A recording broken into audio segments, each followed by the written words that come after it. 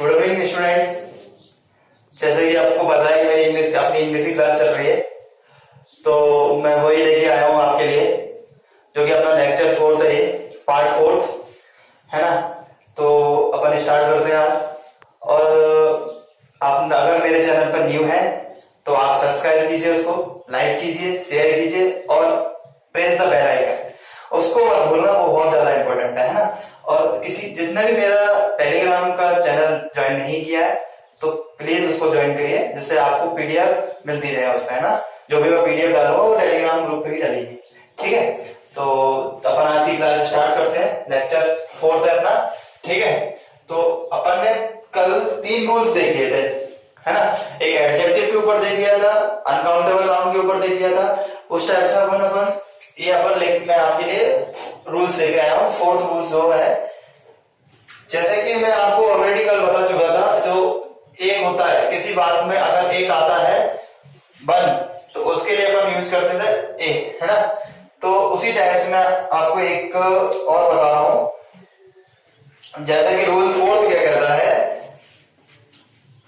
प्रतीक, है ना। ये प्रतीक के संदर्भ में अपन ए और एन का यूज करने वाले हैं, ए और एन का यूज करने वाले हैं। इसको अपन एग्जाम्पल के बेस पर देखते हैं।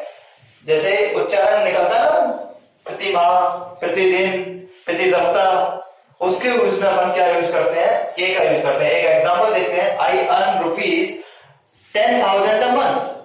ओके, आई अर्न रुपीज, मैं कितने पैसे कमा रहा है वो, 10, है ना। 10,000 रुपए वो प्रति माह कमा रहा है।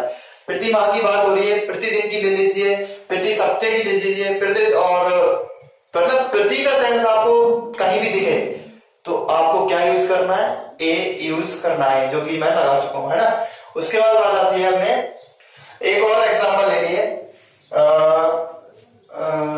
जैसे कि अपन बोलते हैं कोई ट्रेन है ना, वो प्रति घंटे इतने 100 किलोमीटर चलती है ना। प्रति घंटे 100 किलोमीटर, उसमें भी अपना क्या यूज आएगा, ए का ही यूज आना है।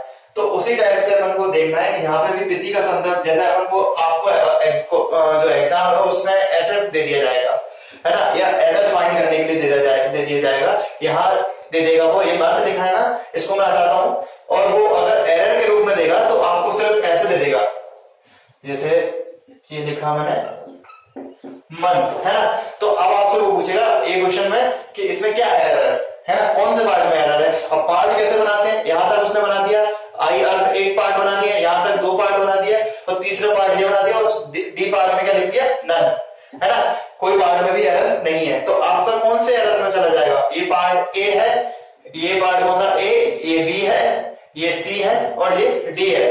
तो आपके जो पार्ट में एरर जाएगी वो जाएगी इस वाले पार्ट में, है ना, जो कि आर्टिकल्स की एरर है। बाकी सेंटेंस सही है, बाकी एक भी कोई प्रॉब्लम नहीं है उसमें, सब सारी चीजें सही है, वर्ब भी वगैरह, एडजेक्टिव वगैरह सब सारी चीजें सही है उसके अंदर, है ना। बस प्रॉब्लम्स कहां जाएगी, आर्टिकल्स के अंदर, ठीक है ना। तो ये वाले में, इस वाले पार्ट में आपकी एरर आ जाएगी।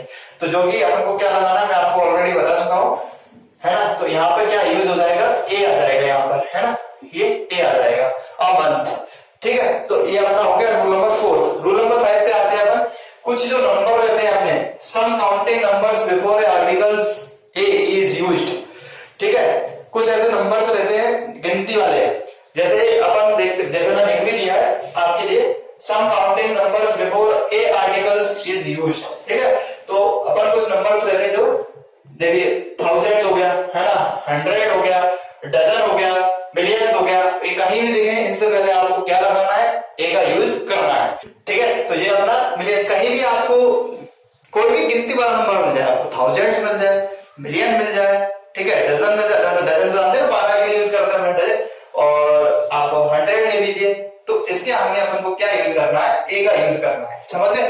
तो ये अपना रूल नंबर 5 कहता है। 4 क्या कहता है, प्रति के लिए, प्रति मतलब आपको मैं बता चुका, प्रतिदिन, प्रति सप्ताह, उसके लिए ले लीजिए, मंथ के लिए, है ना, वो मंथ के लिए मैं आपको ऑलरेडी बता चुका हूँ, ठीक है। तो ये रूल नंबर 4 कहता है। 5 क्या कहता है आपका, काउंटिंग्स नंबर्स, उनके आगे हमेशा ए यूज किया जाएगा, ठीक है। जो मैं आपको बता चुका हूँ, थाउजेंड, 100, मिलियन, डजन, तो ये आपके इसके अंदर क्या आता है, ए आएगा इससे पहले, ठीक है। अब कुछ रूल नंबर 6 की बात करते हैं, जो थोड़ा सा हट गया है वो। रूल नंबर 6 में क्या है, जो एक्सक्लेमेटरी सेंटेंस रहते हैं, एक्सक्लेमेटरी मार्क्स रहते हैं जो, इसके बारे में आपको डिटेल्स में मैं सेंटेंस पढ़ाऊंगा तो अच्छे से बताऊंगा। एक्टिव पैसिव वॉइस आपने सुने होंगे, वो मैं पढ़ाऊंगा तो उसमें आप अच्छे से सीखेंगे कि एक्सक्लेमेटरी सेंटेंस कौन से होते हैं, है ना। तो अब अपन बात करते हैं एक्सक्लेमेटरी। इसके पर आप इतना समझ लिए कि आपको कौन सा वर्ड दिखे और कौन से वर्ड पे आपको कैसे यूज करना है, समझ रहे हो। तो मैं एक्सक्लेमेटरी सेंटेंस की बात कर रहा हूं, ठीक है। इसमें क्या है, दो देख लीजिए आप, व्हाट देख लीजिए, हाउ देख लीजिए। इनके पहले आपको ए और एन का यूज करना है। किसका यूज करना है, ए और एन का प्रयोग करना है इनके पहले, ठीक है। तो इसके लिए मैं आपको एक एग्जांपल दे देता हूं, जैसे what a pretty girl, what a pretty girl, ठीक है। अब मैंने बताया था एक्सप्लेनेशन सेंटेंस कौन सा है, ये उसकी विशेषता बता रहा है ना। और एक मैं आपको ऑलरेडी एग्जांपल दे चुका हूं, व्हाट अ ग्रैंड बिल्डिंग, ठीक है। क्या कितनी बड़ी, मतलब आप बड़े की बात कर रहा है वो, ग्रैंड मतलब क्या होता है, बड़ा, भव्य, मतलब समझ रहे हैं। तो हमेशा इसके आगे क्या होगा, ए का प्रयोग किया जाएगा। अब ठीक है, तो ये आपने देख लिया रूल नंबर 6। रूल नंबर अपन 6 रूल पढ़ चुके हैं यहाँ पर। अब उसके बाद अपन रूल नंबर 7 की बात करते हैं। थोड़ा सा मैं इसको ऊपर से हटाऊं या ना हटाऊं, हटा ही देता हूं, है ना, क्योंकि थोड़ा सा नीचे दिख रहा है, मैं ऊपर बता दूंगा उसको, है ना। तो मैं ऊपर लिख देता हूं उसको, 2 मिनट रुकिए, इसको रफ कर देता हूं जल्दी से, है ना। तो अब अपन रूल नंबर 7 की बोल रहे हैं। रूल नंबर 7 कुछ नहीं है, बहुत सिंपल है। आपने देखा होगा, इसको जानते हैं, फ्रैक्शन, है ना। तो इनके ऐसे कहीं भी दिखे आपको, हाफ, है ना। इसको अपन, इसके आगे अपन ने अगर उसके सॉरी, इसको अपन ने अगर, ये भी ठीक था लेकिन मैं आपको सिंपल वे में बता देता हूं। ये इसको आप जानते हैं ना, तो ये 1.5 हो गया, 1.5 हो गया, है ना। 1.5 अगर आप कोई चीज लेने जाते हैं, राइस खरीदने जाते हैं, तो अपन केजी लगा देंगे, ठीक है। तो आप बोलते हैं ना शॉप के, तो आप बोलेंगे कि मुझे 1.5 किलो चावल दे दीजिए, मतलब राइस दे दीजिए, तो 1.5 केजी हो गया। इनके आगे की बात कर रहे हैं अपन, इसका इसमें क्या यूज करते हैं हमेशा, हाफ और फ्रैक्शन वाले जो वर्ड्स रहते हैं उनके आगे हमेशा ए का यूज करते हैं अपन, ठीक है। तो कुछ वर्ड्स देख लीजिए जिनके आगे अपन ए का यूज करेंगे, जैसे क्वार्टर हो गया, ठीक है, क्वार्टर मीटर ले लीजिए, है ना, हाफ केजी ले लीजिए, ठीक है। तो इनको ऐसे कुछ वर्ड्स हैं जिनके आगे अपन इनका यूज करेंगे, ठीक है। तो अब अपन आगे बढ़ते हैं, ठीक है, और देखते हैं, ठीक है। तो अपन रूल नंबर 8 देखते हैं।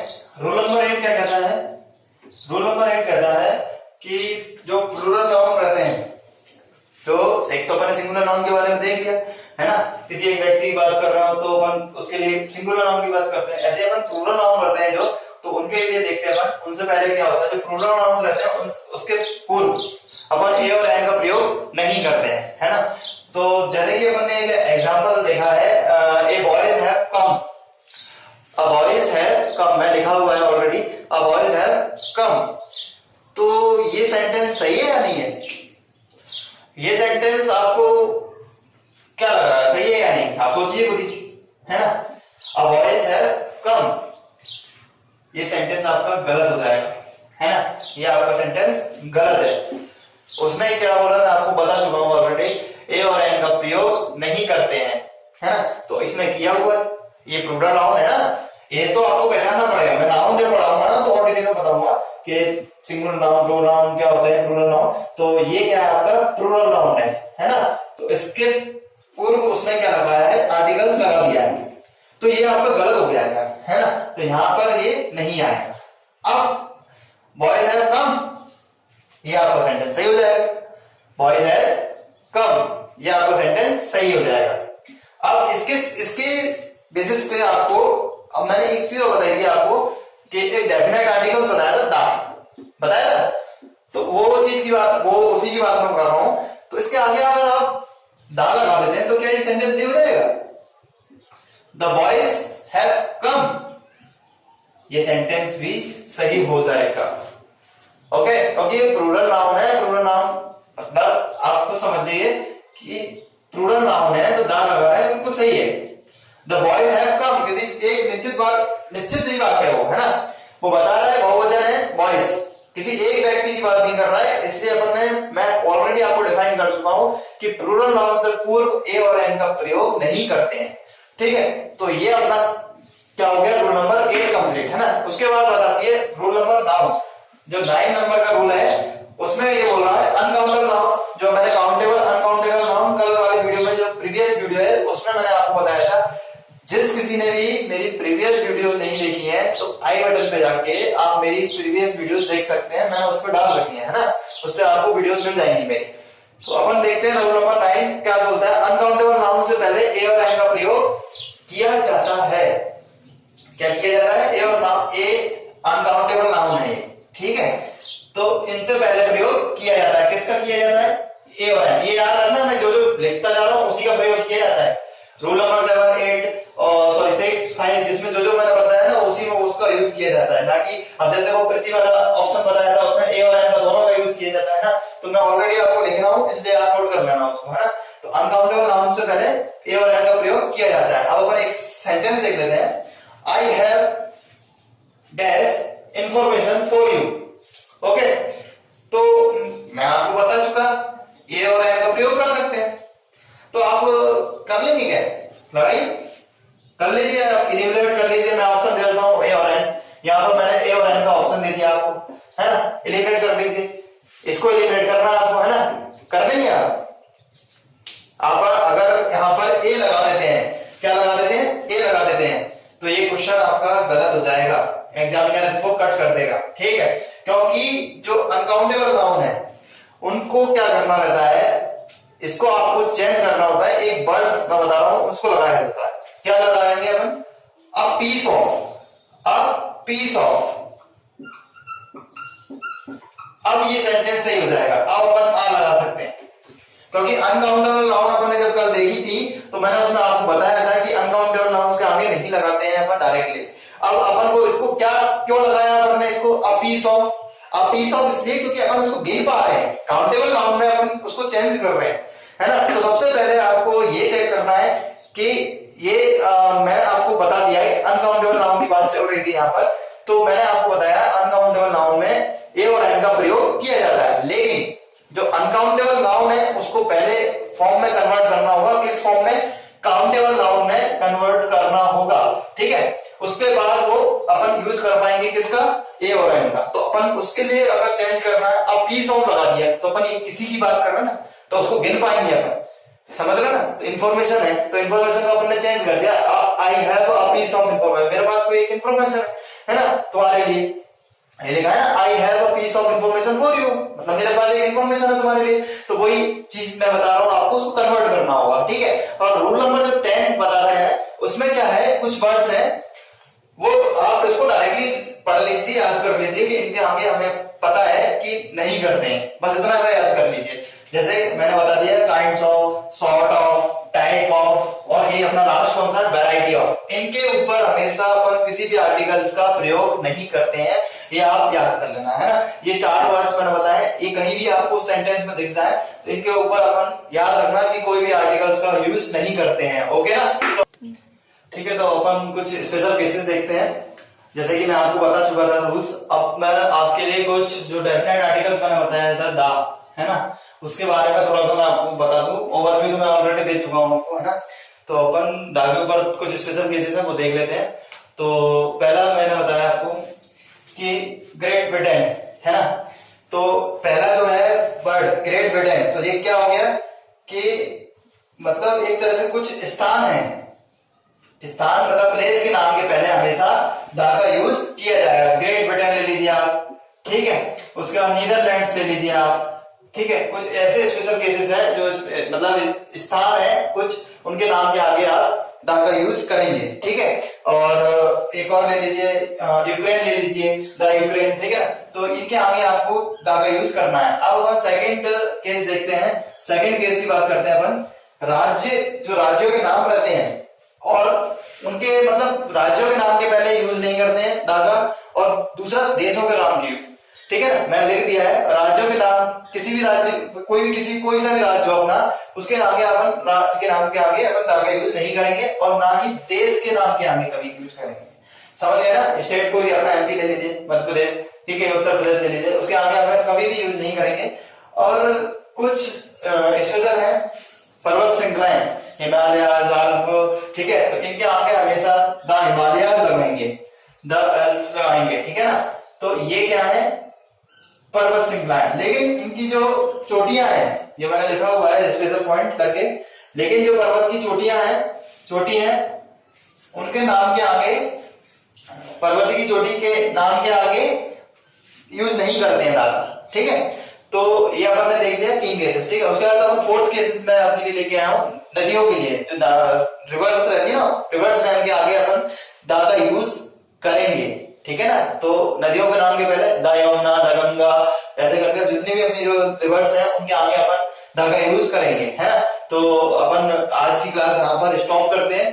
तो उसके बाद अपन देखेंगे कुछ और स्पेशल केसेस हैं, अपन उसको देखेंगे, है ना। और जहां तक मैं आपका आर्टिकल टॉपिक कल कंप्लीट हो जाएगा, ठीक है, कल मैं इसको कंप्लीट करा दूंगा, ठीक है। कुछ नहीं रह गया है, जितना ऑलमोस्ट था मैं आपको केसेस बता चुका हूं, और जो कल की क्लास बची है उसमें ऑलमोस्ट कंप्लीट होता है। जितना जरूरी है सारी चीजें मैं आपको कंप्लीट करा दूंगा, ठीक है ना। तो अपन आज की क्लास यहाँ पर स्टॉप करते हैं। और दूसरी चीज मैं आपको बोल चुका हूँ, जैसा अगर आपको पीडीएफ चाहिए, पीडीएफ अगर आपको जरूरत लगती है तो आपको पीडीएफ टेलीग्राम की जो लिंक दे रहा हूं मैं वीडियो के नीचे डिस्क्रिप्शन बॉक्स में, वहां पे आप जाके ज्वाइन कर सकते हैं मेरे टेलीग्राम चैनल को। तो वहां पे आपको पीडीएफ मिलेगी, है ना, जिससे रिलेटेड जो क्वेश्चंस रहेंगे वो आपको वहीं प्रोवाइड हो पाएगी, ठीक है ना। तो मैं आपको प्रोवाइड करा दूंगा टेलीग्राम चैनल पे, इससे रिलेटेड उन क्वेश्चन को लगा के तो देखिए क्या वो एग्जैक्टली पता तो चले कि यार क्वेश्चन आते कैसे हैं, समझ रहे ना आपको। तो बिना क्वेश्चन देखे तो आप किसी को जज कर ही नहीं सकते, सबसे पहली बात, ठीक है ना। तो आपको क्वेश्चन देखना पड़ेगा कि क्वेश्चन किस टाइप के आते हैं, एरर फाइंड करने के लिए आते हैं या डायरेक्टली आपको फिल इन द ब्लैंक्स में देते हैं, किस टाइप से देते हैं, किसी भी टाइप में दे सकता है, तो एग्जामिनर किसी भी टाइप में दे सकता है ना। तो अपन को पहले जाके आपको प्रैक्टिस सेट देखना पड़ेगा कि किस टाइप के क्वेश्चन आते हैं। तो आर्टिकल्स कल कंप्लीट करा दूंगा मैं, उसके बाद मैं आपको कल बताऊंगा कि कौन सा टॉपिक पढ़ाएंगे, है ना। तो आज के लिए मैं यहीं पर स्टॉप करता हूँ। बाकी जो भी प्रॉब्लम्स है आपको, जो भी क्वेरीज है आपकी, तो आप उसको कमेंट बॉक्स में बताइए मेरे को कि मेरे को ये प्रॉब्लम है, तो मैं उस पर आपको कल सॉल्यूशन दूंगा उसका, है ना। तो आप बताएंगे नहीं तब तक मेरे को पता भी नहीं चलेगा। तो और दूसरी बात, बस मैं आपको बोल रहा हूँ टेलीग्राम चैनल को ज्वाइन कीजिए, जिससे आपको इससे रिलेटेड जो प्रैक्टिस सेट है वो आपको मिलता है ना। तो थैंक यू आज के लिए, ओके बाय।